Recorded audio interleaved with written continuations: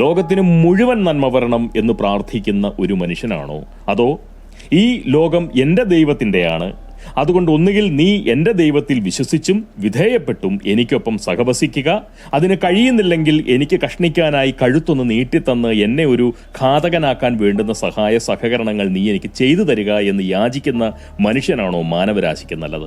എന്താ നിങ്ങളുടെ അഭിപ്രായം? ഒരു കുടുംബത്തിൽ കുറഞ്ഞത് 3 കുട്ടികളെങ്കിലും വേണം. RSSന്റെ ഈ അഭിപ്രായത്തിൽ ചെറിയൊരു ഭേദഗതി വരുത്തിക്കൊണ്ട് BJP സർക്കാർ ജനസംഖ്യാ നിയന്ത്രണം കൊണ്ടുവരണം. ഇങ്ങനെ പറഞ്ഞുകൊണ്ടാണ് ജനമാലിന്യം എന്ന വിഷയത്തിന്റെ 2ാം അധ്യായം നമ്മൾ അവസാനിപ്പിച്ചത്, അല്ലേ?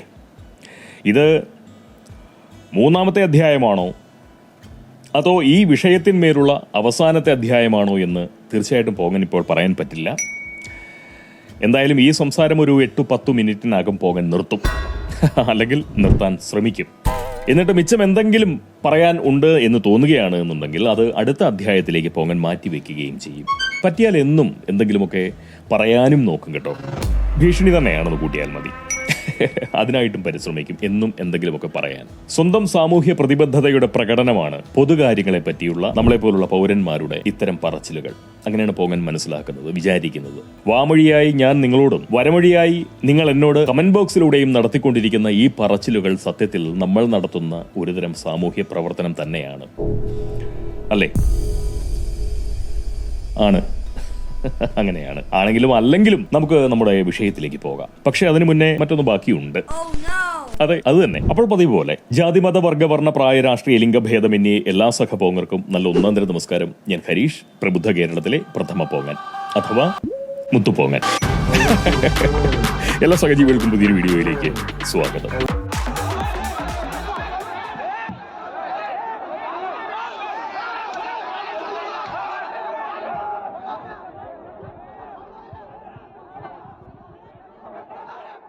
പാപികളായോ അല്ലെങ്കിൽ പടച്ചുവിട്ട ദൈവത്തിന്റെ പടയാളികളായോ അല്ല, പകരം പുണ്യാത്മാക്കളായിട്ടാണ് സനാതനധർമ്മം മനുഷ്യരെ ഗണിക്കുന്നത്. ഒരു സനാതനധർമ്മിയുടെ ബുദ്ധിക്ക് അടിസ്ഥാനമാകുന്നത് ലോക സമസ്ത സുഖിനോ ഭവന്തു എന്ന ആപ്ത ശ്ലോകമാണ്. ഭാരത സമസ്ത സുഖിനോ ഭവന്തു എന്നോ അല്ലെങ്കിൽ ഹിന്ദുത്വ സമസ്ത സുഖിനോ ഭവന്തു എന്നോ അല്ല സനാതനധർമ്മം ശ്ലോകിച്ചത്. ലോക സമസ്ത സുഖിനോ ഭവന്തു എന്നാണ്. ലോകത്തിന് മുഴുവൻ നല്ലത് വരണമെന്ന് പ്രാർത്ഥിക്കാനേ ഒരു ഹിന്ദുവിന് തീർച്ചയായിട്ടും സാധിക്കുകയുള്ളൂ. ഞാനും എൻ്റെ ദൈവവും എൻ്റെ മതനിയമവും എന്നത് ഹിന്ദുവിൻ്റെ ഒരു ശൈലിയല്ല, ആവുകയും അരുത്. ലോകത്തിന് മുഴുവൻ നന്മ വരണം എന്ന് പ്രാർത്ഥിക്കുന്ന ഒരു മനുഷ്യനാണോ, അതോ ഈ ലോകം എൻ്റെ ദൈവത്തിൻ്റെയാണ്, അതുകൊണ്ട് ഒന്നുകിൽ നീ എൻ്റെ ദൈവത്തിൽ വിശ്വസിച്ചും വിധേയപ്പെട്ടും എനിക്കൊപ്പം സഹവസിക്കുക, അതിന് കഴിയുന്നില്ലെങ്കിൽ എനിക്ക് കഷ്ണിക്കാനായി കഴുത്തൊന്ന് നീട്ടിത്തന്ന് എന്നെ ഒരു ഘാതകനാക്കാൻ വേണ്ടുന്ന സഹായ സഹകരണങ്ങൾ നീ എനിക്ക് ചെയ്തു തരിക എന്ന് യാചിക്കുന്ന മനുഷ്യനാണോ മാനവരാശിക്ക് നല്ലത്? എന്താ നിങ്ങളുടെ അഭിപ്രായം? ലോക സമസ്ത സുഖിനോ ഭവന്തു എന്ന ശ്ലോകത്തെപ്പറ്റി പറഞ്ഞപ്പോഴാണ് ഒരു കാര്യം പോകാൻ ഓർത്തത്. എഴുത്തുകാരനായും നാസ്തികനായും സാംസ്കാരിക പ്രവർത്തകനായും നവോത്ഥാന നായകനായും ഒക്കെ സമൂഹ സമക്ഷം സ്വയം അവതരിപ്പിക്കുന്ന തീവ്ര മതേതര നാമധാരി കൂടിയായിട്ടുള്ള ഒരു കോളേജ് അധ്യാപകൻ ഈ ശ്ലോകത്തിന് മുൻപേ ഉള്ള ഒരു വരി കൂടി ചേർത്തുകൊണ്ട് അതിന് സാവർണികമായിട്ടുള്ള ഒരു വ്യാഖ്യാനം ചമച്ചു കൊടുത്തിട്ടുണ്ട്. അതായത് പശുക്കളും ബ്രാഹ്മണരും ഒക്കെ നിത്യവും ക്ഷേമത്തോടെയും സൗഖ്യത്തോടെയും കഴിഞ്ഞാൽ ലോകം മുഴുവനും സുഖമായി കഴിയും എന്ന മട്ടിലാണ് സുടുനാമധാരിയായിട്ടുള്ള നാസ്തിക ഗുരു ശ്ലോകത്തെ വ്യാഖ്യാനിക്കുന്നത്. ഒന്ന് ആലോചിച്ച് നോക്കണം. അതായത് പുള്ളി ഉദ്ദേശിച്ചത് ഈ കഴുത്തിലൂടെ നൂല് കെട്ടി നടക്കുന്ന പൂടുനൂലൊക്കെ ധരിച്ചുകൊണ്ട് നടക്കുന്ന നമ്പൂതിരിമാര്, നമ്മുടെ നാട്ടിലേക്ക് നമ്പൂതിരിമാരാണ് ഇങ്ങനെ കുറിച്ചു വെച്ചതെന്നാണ് പുള്ളിയുടെ ധാരണ. അല്ലെങ്കിൽ അവരുടെ വയറ്റിപ്പിഴപ്പിന് വേണ്ടി ചെയ്തതാണെന്നുള്ള ഒരു പരിഹാസ ബുദ്ധിയോടുകൂടിയാണ് അത്തരമൊരു ദുർവ്യാഖ്യാനം നടത്തുന്നത്. അതിൽ പോങ്ങനൊട്ടും തെറ്റ് കാണുന്നില്ല. കാരണം ബ്രാഹ്മണൻ എന്നാൽ പൂണുനൂൽധാരിയായിട്ടുള്ള ഒരു മനുഷ്യൻ, ആ ഒരു രീതിയിൽ കണ്ടു മനസ്സിലാക്കാനുള്ള ബുദ്ധി മാത്രം തലയിൽ കൊണ്ടു നടക്കുന്ന ഒരാൾ കുട്ടികളെ പഠിപ്പിച്ച് ഉപജീവനം കഴിക്കുന്നു എന്നുള്ളത് മാത്രമാണ് തെറ്റെന്നാണ് എൻ്റെ ഒരു പക്ഷം. അല്ലാതെ അങ്ങനെ ഒരു ദുർവ്യാഖ്യാനം നടത്താനുള്ള അവകാശവും സ്വാതന്ത്ര്യവും പുള്ളിക്കുണ്ട്. കാരണം അതിനുള്ള വിവരദോഷം പുള്ളിയുടെ കൂടെ ഉണ്ട് എന്നുള്ളത് കൊണ്ട് തന്നെ പുള്ളിക്ക് എന്തും പറയാം. എങ്കിലും ഇങ്ങനെ ഒരു ജോലി ചെയ്തുകൊണ്ട് കുടുംബത്തെ പോറ്റുക എന്ന് പറയുന്നത് കഷ്ടമാണ് എന്നുള്ളൊരു തോന്നൽ പോകാനുണ്ട്. പക്ഷേ മറ്റൊരർത്ഥത്തിൽ നോക്കുമ്പോൾ ഈ സമൂഹത്തെ ഇത്തരം അല്പജ്ഞാനികൾ തന്നെയല്ലേ പാഠം പഠിപ്പിക്കേണ്ടത്? കാരണം തന്റെ ദൈവത്തെ വിശ്വസിക്കാത്തതിന്റെ പേരിൽ കൊല്ലാൻ നടക്കുന്നവനെ മതേതര മാനവികവാദിയായി കണ്ട് ആഘോഷിക്കുകയും തന്റെ ദൈവങ്ങളെ അധിക്ഷേപിക്കുന്നവർ പോലും ഈ ലോകത്ത് സുഖമായി കഴിയണം എന്ന് പ്രാർത്ഥിക്കുന്നവനെ വർഗീയവാദിയായി അടയാളപ്പെടുത്തിക്കൊണ്ട് അധിക്ഷേപിക്കുകയും ചെയ്യുന്ന പ്രബുദ്ധ വിഡ്ഢികളെ ഇത്തരം ഒളോക്കോടന്മാർ തന്നെയല്ലേ പാഠം പഠിപ്പിക്കേണ്ടത്? അല്പജ്ഞാനികൾ ആരോപിക്കുകയും വിശ്വസിക്കുകയും ചെയ്യുന്നത് പോലെ വർണ്ണത്തിൽ നിന്നും വന്നതല്ല നമ്മുടെ കൂടെയുള്ള ഈ ജാതികൾ എന്ന് പറയുന്നത്. അതൊക്കെ തൊഴിലുമായി ബന്ധപ്പെട്ടാണ് ജാതികൾ ഉരുത്തിരിഞ്ഞു വന്നത്. വർണ്ണത്തിന് അതിന് പ്രത്യേകിച്ച് പങ്കൊന്നുമില്ല. ജന്മവശാൽ ലഭിക്കുന്ന ഒന്നുമല്ല വർണ്ണം എന്നുള്ളത് വളരെ വ്യക്തമാണ്. ഈ ബ്രാഹ്മണ, ക്ഷത്രിയ, വൈശ്യ, ശൂദ്ര എന്നിങ്ങനെ പ്രബുദ്ധ കേരളം താളത്തിൽ ചൊല്ലുന്ന ചാതുർവർണ്ണയും ഇന്നാട്ടിൽ മാത്രമുള്ള ഒന്നുമല്ല. അങ്ങനെയും കരുതാൻ പാടില്ല. കാരണം ബ്രാഹ്മണൻ എന്നാൽ അറിവാളികൾ എന്നാണ് അർത്ഥം.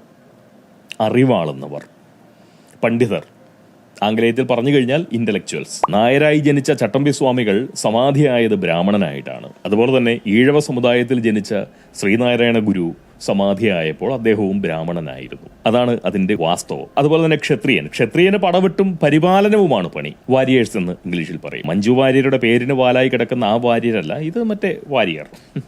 അതുപോലെ വൈശ്യർ എന്നാൽ വ്യവസായികൾ അല്ലെങ്കിൽ കച്ചവടക്കാർ, അങ്ങനെയൊക്കെ പറയാം, ബിസിനസ്മാൻമാര്. ശൂദ്രന്മാരെ കർഷകരായി വേണമെങ്കിൽ കണക്കാക്കാം, അല്ലെങ്കിൽ മേൽ പറഞ്ഞ 3 വർണ്ണത്തിലും പെടാത്തവർ. ഇതാണ് 4 വർണ്ണം. ഏത് രാജ്യത്തും ഏത് മനുഷ്യ സമൂഹത്തിലും ഈ 4 വർണ്ണങ്ങൾ ഉണ്ടാവും. പണ്ഡിതരും പോരാളികളും വ്യവസായികളും കർഷകരും, അങ്ങനെ തീർച്ചയായിട്ടും അതുണ്ടാവും. ഇവരുടെ കരുത്തും ശക്തിയുമൊക്കെയാണ് ഏത് നാടിന്റെയും സമ്പത്തും സുരക്ഷയും സമൃദ്ധിയും എല്ലാം ഈ പറയുന്ന 4 വർണ്ണങ്ങളിൽപ്പെട്ടവരുടെ സ്വാധീന ശേഷി കൊണ്ട് സംഭവിക്കുന്നതാണ്. ഒന്ന് ആലോചിച്ച് നോക്കിക്കഴിഞ്ഞാൽ അത് കൃത്യമായിട്ട് മനസ്സിലാവും. നമ്മളെക്കാൾ വലിയ ബുദ്ധി ഉണ്ടായിരുന്ന ആളുകളാണ് ആയിരക്കണക്കിന് വർഷങ്ങൾക്ക് മുൻപ് ഈ മണ്ണിൽ ജീവിച്ച് മരിച്ചുപോയത്, കടന്നുപോയത്. നമുക്ക് വേണ്ട എല്ലാ അറിവുകളും പകർന്നു തന്നിട്ട് തന്നെയാണ് പോയത്. പക്ഷേ വായിച്ചു മനസ്സിലാക്കാനുള്ള ശേഷിയുമില്ല. നമുക്കെല്ലാം ഉണ്ട്. നമ്മൾ ഇങ്ങനെ രാത്രിയിൽ കിടക്കുമ്പോൾ തോണ്ടിക്കൊണ്ട് കിടക്കുന്ന ആൾക്കാരാണ്. അത്രമാത്രം ഡിജിറ്റൽ യുഗത്തിലേക്ക് ജനിച്ച് ജീവിക്കാൻ ഭാഗ്യം ലഭിച്ചിട്ടുള്ള ഒരു സമൂഹമാണ് നമ്മൾ. പക്ഷേ ദൗർഭാഗ്യവശാൽ ആയിരക്കണക്കിന് വർഷങ്ങൾക്ക് മുൻപ്, 3000, 4000, 5000 വർഷങ്ങൾക്ക് മുൻപേ വാമൊഴിയായും പിന്നീട് വരമൊഴിയായും ഒക്കെ പറഞ്ഞു തന്നിട്ടുള്ള അറിവുകളാണ് നമ്മൾ ഇന്നും കൊണ്ടു നടക്കുന്നത്. ഒരു മനുഷ്യന് ജനിച്ച് മരിച്ചു പോകുന്നതിനിടയിൽ നടത്തേണ്ടതായിട്ടുള്ള ആ ജീവിതം എന്ന് പറയുന്ന പ്രക്രിയയെ വളരെ മനോഹരമാക്കാൻ, വളരെ സുഗമമായി സുഖകരമായി കൊണ്ടു നടക്കാൻ പറ്റുന്ന എല്ലാ കാര്യങ്ങളും തീർച്ചയായിട്ടും നമ്മളുടെ ഈ ബ്രാഹ്മണർ എന്ന് പറഞ്ഞാൽ നേരത്തെ പറഞ്ഞ പോലെ ആ നൂല് കെട്ടിയ ആൾക്കാർ എന്നുള്ള അർത്ഥത്തിൽ എടുക്കരുത്. അറിവുള്ളവർ, പണ്ഡിതർ നമുക്ക് പറഞ്ഞു വെച്ചിട്ടുണ്ട്, പറഞ്ഞു തന്നിട്ടുണ്ട്. പക്ഷേ ദൗർഭാഗ്യവശാൽ ഇന്ന് അവർ പറഞ്ഞതൊന്നും മനസ്സിലാക്കിയെടുക്കാനുള്ള ബുദ്ധിയോ ബോധമോ നമുക്കില്ല. കാര്യം നമ്മളെ പ്രബുദ്ധർ എന്നൊക്കെയാണ് വിളിക്കുന്നത്, പക്ഷെ നമുക്ക് ബോധമില്ല. അതാണ്. അതുപോലെ പശുവിനെ ഇന്നിപ്പം സംഘികൾക്കെതിരെയുള്ള ഒരു രാഷ്ട്രീയ ആയുധമൊക്കെ ആയിട്ട് മാത്രമാണ് നമ്മുടെ നാട്ടിലെ രാഷ്ട്രീയക്കാരും അതുപോലെ തന്നെ രാഷ്ട്രീയക്കാരുടെ അടിമകളും ഒക്കെ കാണുന്നത്. പണ്ട് കാലത്ത് അങ്ങനെ അല്ല. പണ്ട് കാലത്തെ മിക്ക കുടുംബങ്ങളെയും പോറ്റിയിരുന്നത് പശുവാണ്. ഇന്നും നമ്മുടെ മഹാരാജ്യത്തിൽ പശുവിന്റെ അകിടിനെ ആശ്രയിച്ചുകൊണ്ട് ജീവിതം കഴിക്കുന്ന ഒരുപാട് ആളുകളുണ്ട്. അത് വലിയ കേമമായിട്ടല്ല പറയുന്നത്. ഈ ഡിജിറ്റൽ യുഗത്തിലും പശുവിന്റെ അകിടിനെ ആശ്രയിച്ചുകൊണ്ട് ജീവിതം കഴിക്കേണ്ട ആളുകളുണ്ട് എന്ന് പറയുന്നത് തീർച്ചയായിട്ടും നമ്മളുടെ ഒരു സാമ്പത്തിക ശക്തിയുടെ പരിമിതി തന്നെയാണ് പോകാൻ മനസ്സിലാക്കുന്നത്. എന്തായാലും പണ്ട് കാലത്ത് നമ്മൾ നേരത്തെ പറഞ്ഞതുപോലെ കുടുംബം പോറ്റിയിരുന്നത് പശുക്കളുടെ അകിടുകൾ തന്നെ ആയിരുന്നു എന്ന് തന്നെയാണ് നമ്മൾ മനസ്സിലാക്കേണ്ടത്, അല്ലെങ്കിൽ അറിയേണ്ടത്.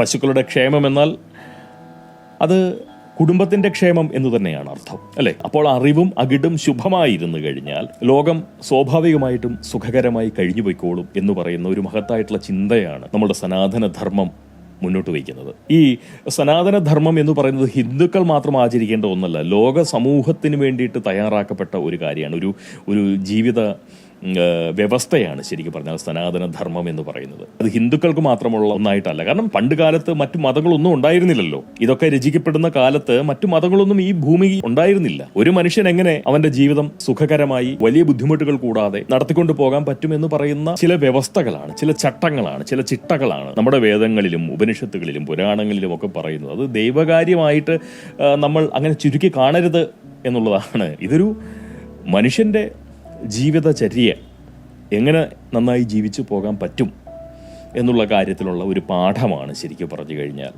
അത് അറിയേണ്ടവർക്ക് ഇപ്പോഴും അത് കഷ്ടപ്പെട്ട് മനസ്സിലാക്കിയെടുക്കാൻ പറ്റുന്ന തരത്തിലുള്ള സാഹചര്യങ്ങൾ നിലനിൽക്കുന്നുണ്ട്. കുറച്ച് കാലം കൂടി കഴിഞ്ഞാൽ അതും പോകുമായിരിക്കും. കാരണം നമുക്ക് ഇതിൻ്റെ ഒന്നും വില അറിയാത്തത് കൊണ്ട് നമ്മളൊന്നും അത് വേണ്ട വിധത്തിൽ സംരക്ഷിക്കുന്നില്ല. പുതിയ തലമുറയ്ക്ക് അതിനെക്കുറിച്ച് വേണ്ടത്ര പിടിപാടുമില്ല. അപ്പം അതുകൊണ്ട് ഇതൊക്കെ ഒരു കാലത്ത് നഷ്ടപ്പെട്ടു പോകുമായിരിക്കാം. എങ്കിലും അതിൽ നിന്ന് വീണ്ടും ഒരു ആയിരക്കണക്കിന് വർഷങ്ങൾ കഴിയുമ്പോൾ വീണ്ടും ഈ സനാതന ധർമ്മത്തിലേക്ക് തന്നെ മനുഷ്യർ തിരിച്ചു വരും. മിച്ചമുണ്ടെങ്കിൽ, ഭൂമി മിച്ചമുണ്ടെങ്കിൽ, അവശേഷിക്കുന്നുണ്ട് എന്നുണ്ടെങ്കിൽ, മനുഷ്യ സമൂഹം ഇവിടെ ഉണ്ട് എന്നുണ്ടെങ്കിൽ ഇങ്ങനെയൊക്കെ വരുമെന്നാണ് പോകൻ്റെ ഒരു വിചാരം. എന്തായാലും ഈ അല്പബുദ്ധരുടെ വില കുറഞ്ഞ ദുർവ്യാഖ്യാനം സനാതനധർമ്മത്തിന്റെ ശോഭ കെടുത്തുമെന്ന് ഈ പോകൻ കരുതുന്നില്ല. നമ്മുടെ നാട്ടിലെ ദുർവ്യാഖ്യാനികൾക്ക് അതിനു മാത്രമുള്ള കരുത്തുമില്ല. സമാധാന മതസ്ഥരുടെ മാനവിക സ്നേഹ പ്രകടനത്താൽ ലോകത്തിന്റെ സ്വൈര്യം കെടുന്ന ഈ കാലത്ത് ഹിന്ദുവിന്റെ സനാതനധർമ്മ ബുദ്ധിയുടെ പ്രാധാന്യത്തെ പറ്റിയാണ് പോകൻ പറഞ്ഞുകൊണ്ടിരിക്കുന്നത്. പക്ഷെ എന്ത് ചെയ്യാം, സമയം കഴിഞ്ഞുപോയി. ശരി, നമുക്ക് നാളെ തുടരാം.